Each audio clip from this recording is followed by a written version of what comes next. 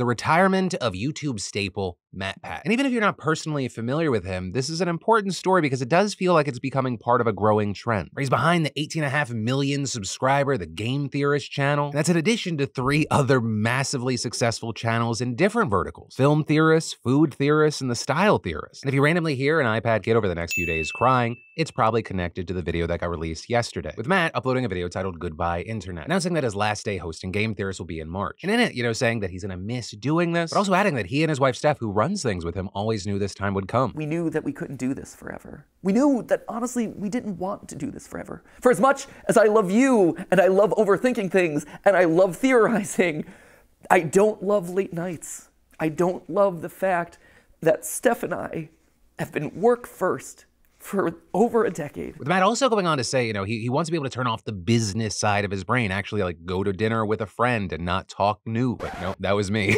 Oh no. He wants to be able to go to a dinner with a friend and not be thinking about business. To be able to enjoy things, like it could be a movie or a game, and not think, how can I turn this into content? To be able to spend more time with his kid, because you never get that time back. Though notably, he then goes on in the end of the video to detail other things that he'll end up working on. It's just that it's more behind the scenes, right? In the background, working with creative directors, popping up on just a few occasions. But the big thing, and it's always the risky thing, is that he's gonna be passing the big hosting duties off. It's not going to one person, but rather 4. I would not wish my schedule on anyone.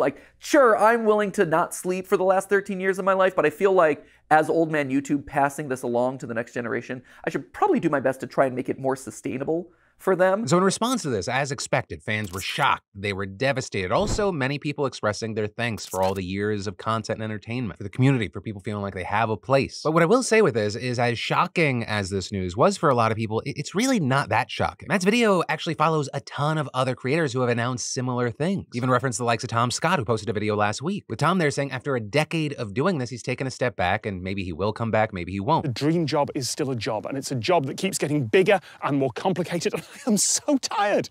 There's nothing in my life right now except work. Also, looking into it, in addition to the video, he spoke to The Guardian, with him saying there he only barely avoided burnout, according to changes on YouTube as a platform impacting it, especially as there's been this whole new emphasis on short-form content, right? It's the big competition with TikTok. And Tom saying with that, it feels like a lot of people who've been making long-form videos have recently announced not retirements, but reductions, step backs, saying everyone I know is noticing their views slowly falling and therefore their ad revenue reducing. Between the decline in long-form viewers, the threat from junk zero-effort generative AI channels that are only going to get better, and the sheer mass of competing video options, I think it's going to be a difficult few years. And again, his words are true. He is just one of a bunch of other notable big creators that have stepped back. And as far as my takeaway with all of this, I absolutely get all of it. Every single aspect. One, while the reception to MatPat's video was overwhelmingly positive, I saw some people clowning on him because he was crying. My reaction to that is, how the hell do you not get emotional? I can't speak for Matt, but as one of the few old school creators still on this platform, I get it. In 2 years, in 2026, I will have been on this platform for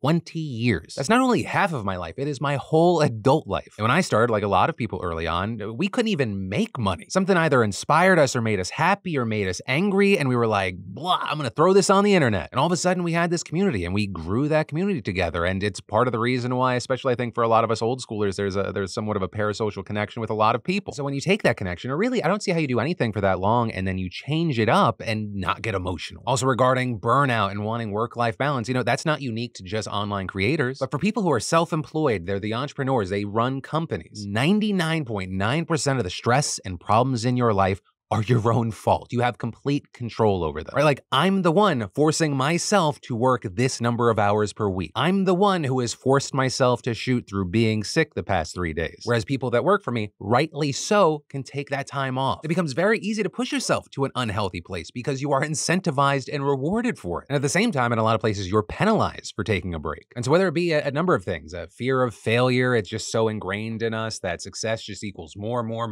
You see a number of creators over the years just implode and then disappear. Or the unfortunate thing is I feel like, I don't know if it's become more manageable, but a lot of creators that you're just like, oh, I love their content, coming out with videos that every 1 to 3 years, saying I'm immensely sad and it is directly connected to the thing that I'm putting out on this platform. And so I personally love and respect creators being open about this and having the guts to make a change. Because change is scary, whether you're leaving completely, you're taking a massive break, or you're replacing yourself. Because while the people replacing Matt, right, they've written, they have very close connections, you never know how that swap's gonna go. You never know how any change is gonna go. But really, in the coming weeks and months, I would not be surprised if we saw a lot more people coming out with videos like this. Both for the reasons Matt talked about in his video, the ones that I'm talking about here, and the others that Tom expanded on regarding the platform's changing, especially with the astronomical rise of the low to no effort faceless channels. And then there's just the content thieves. I saw someone unironically make a video the other day where they're like, hey, you want to be big on TikTok and make some money? And they just showed themselves stealing a joke from a comedy series and then also stealing gameplay footage and pairing it and uploading it. And I was watching it and I was like, wait, the secret is just theft, but they're saying it's transformative because they're stealing two things and playing them at the same time. Like, it makes you wonder what the hell is happening. But with all that said, I'd love to know your thoughts on this whole situation, the MatPat announcement, everything we talked about. Let me know what you're feeling in those comments down below.